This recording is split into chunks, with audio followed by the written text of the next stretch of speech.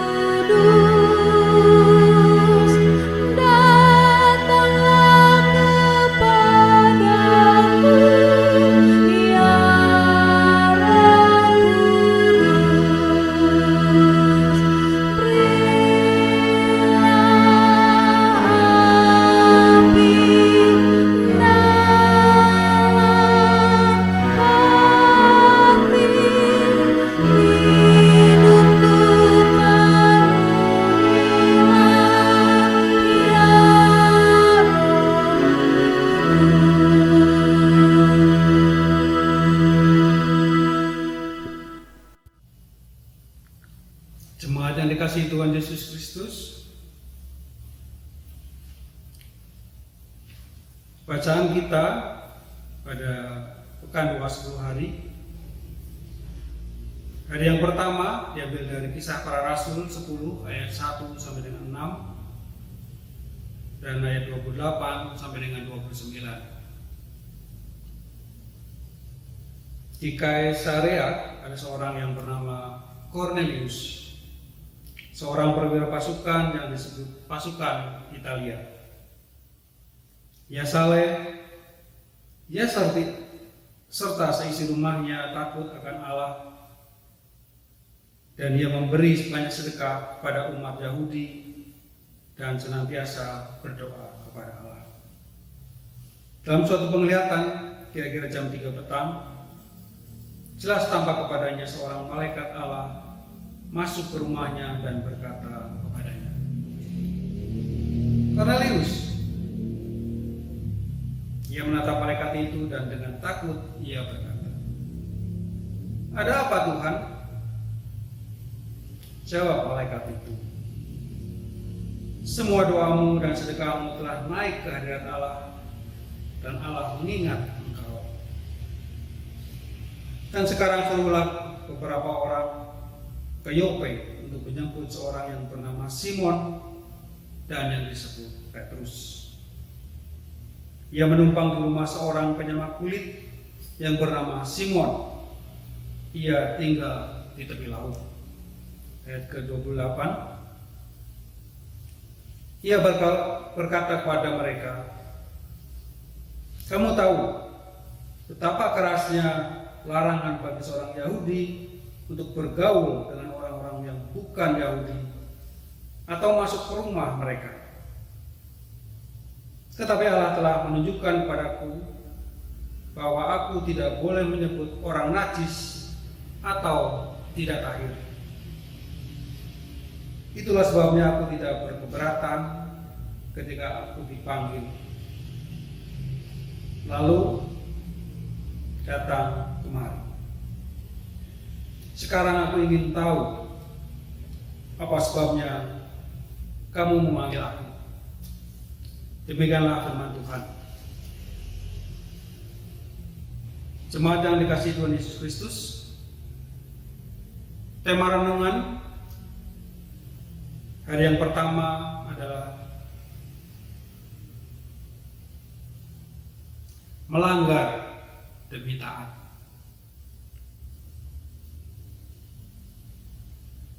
Dalam Kamus Besar Bahasa Indonesia atau KBBI, kata taat memiliki arti senantiasa tunduk.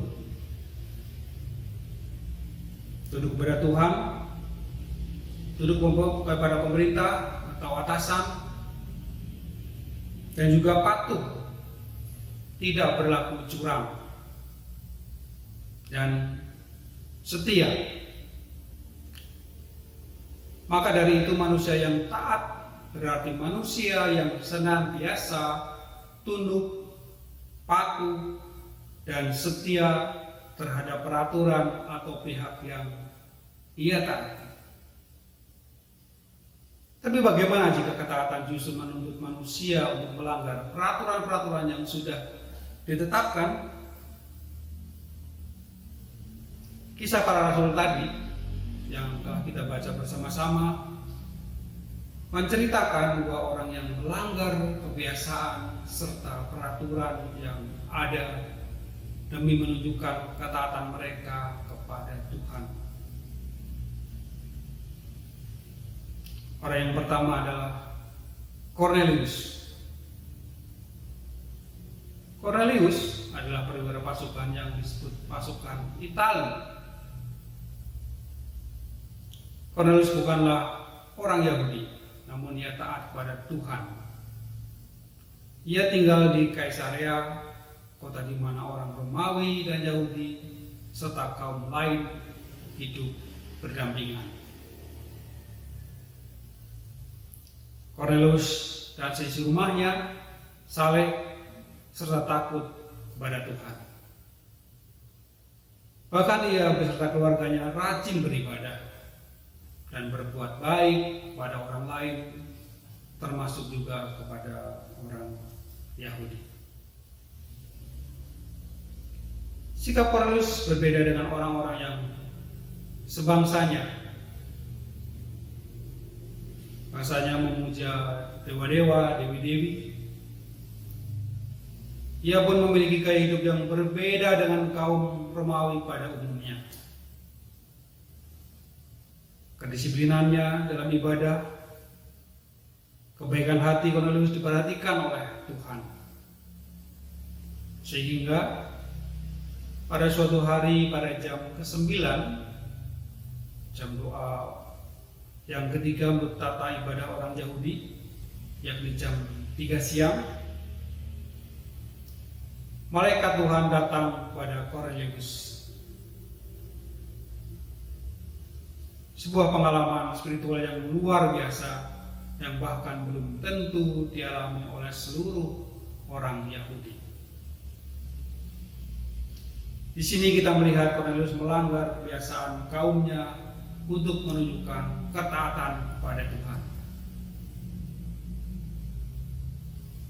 Jemaat yang dikasihi Tuhan Yesus Kristus, orang yang kedua adalah Simon Petrus. Simon Petrus adalah orang Yahudi. Dia memiliki ketaatan terhadap hukum Taurat dan adat kebiasaan.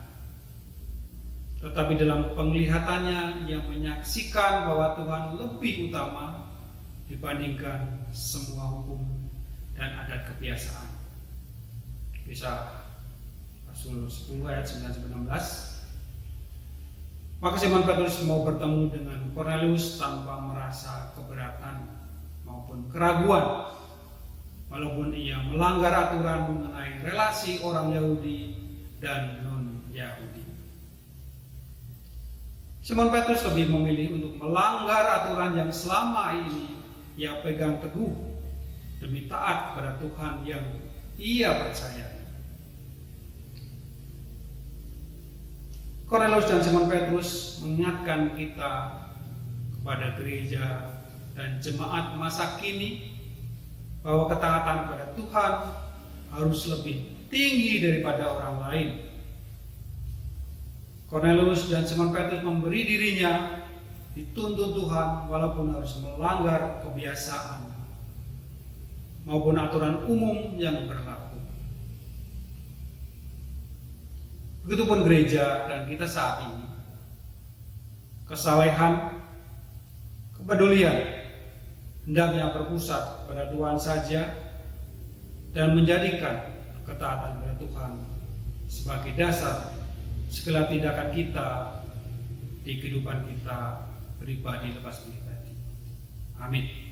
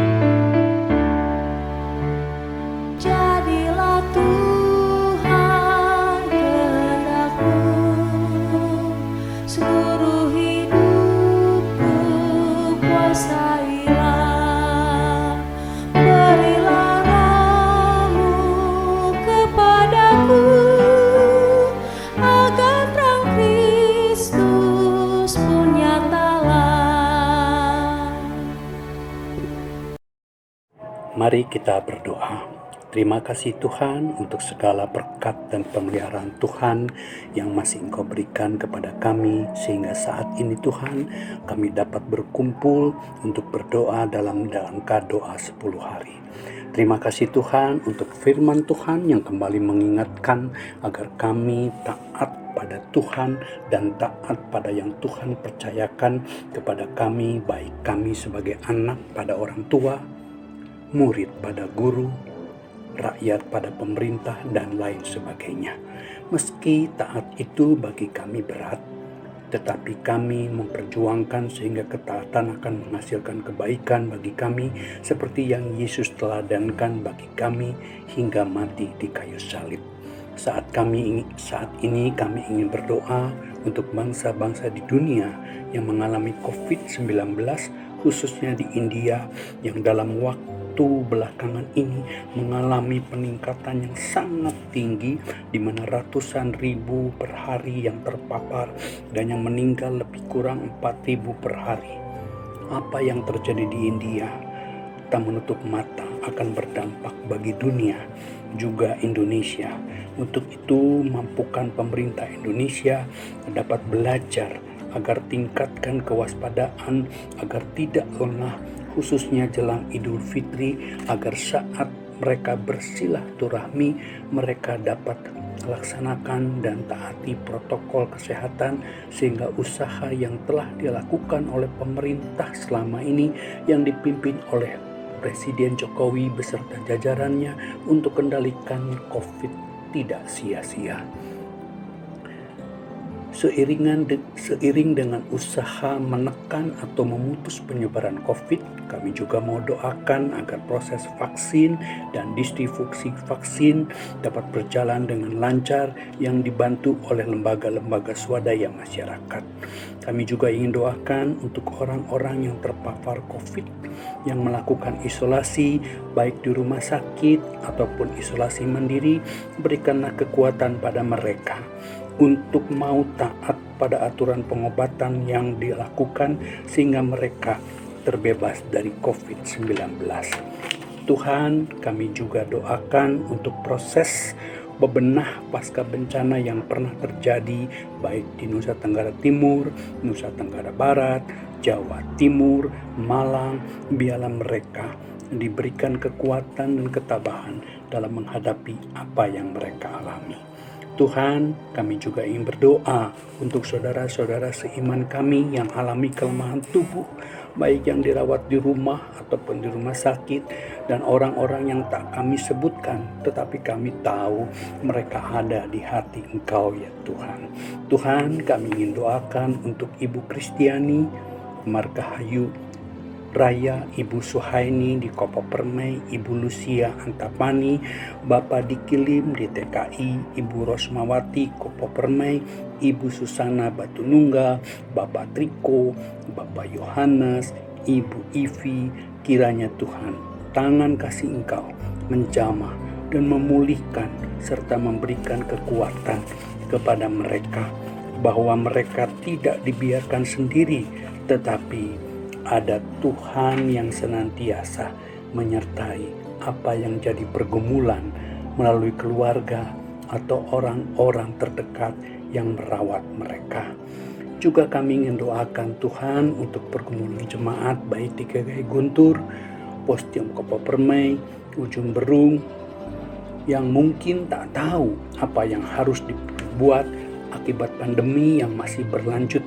Kami percaya bahwa Tuhan tak tinggal diam dengan pergumulan yang dialami, termasuk di dalamnya GKI Guntur yang terus berjuang dan berupaya untuk mencari dana dan daya untuk pembelian rumah dan pelunasannya di Jalan Kencana nomor 1. Juga kami ingin doakan untuk hamba-hamba Tuhan yang melayani di GKI Guntur, Pendeta Iwan beserta keluarga, Pendeta Edo beserta keluarga, Pendeta Ujun beserta keluarga, majelis jemaat, dan badan-badan pembantu atau komisi. Berikanlah kemampuan pada mereka, sekalipun dalam keterbatasan, mereka dapat bersinergi dalam melayani sekalipun secara virtual. Inilah doa kami yang kami alaskan hanya di dalam nama Tuhan Yesus Kristus. Amin.